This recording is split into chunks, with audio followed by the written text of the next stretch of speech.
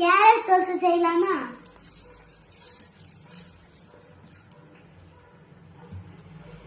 First மாவு ஊத்திக்கலாம்.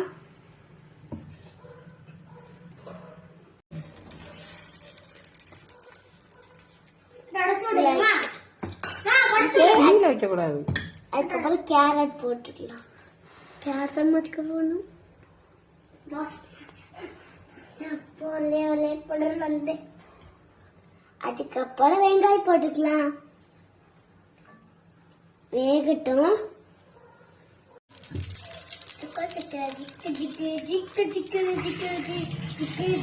பொடி போட்டுக்கலாமா?